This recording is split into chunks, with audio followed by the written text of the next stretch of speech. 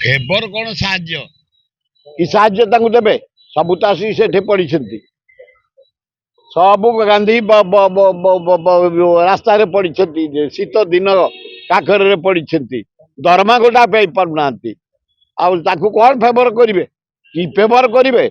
ତାଙ୍କର ଯୋଉ 35,000 ସ୍କେଲ ସେତିକି ଦେଇ ଦିଅନ୍ତୁ।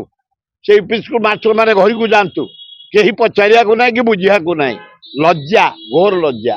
ମୋହନ ମାଝୀ ଦିନେ କହୁଥିଲେ ଯେ ମୁଁ ତମ କଥା ବୁଝିବି, ହେଲେ ମୋହନ ମାଝୀଙ୍କ ସମୟ ଅଛି ବୁଝିବା ପାଇଁ? ସେ ଖାଲି ଟୁର କରୁ କରୁ ରିବନ କାଟୁ କାଟୁ ତାଙ୍କ ପୋଷ୍ଟର ଆଉ କଟଆଉଟ ମାରୁ ମାରୁ ଆଡଭର୍ଟାଇଜମେଣ୍ଟ ପେପରରେ ବାହାରୁ ବାହାରୁ ତାଙ୍କ ଦିନ ଯାଉଛି। ମୋହନ ମାଝୀ କଣ ଖାଲି ପିତା କାଟୁଛନ୍ତି? ଆଉ କଣ କାମ ତାଙ୍କର ଅଛି?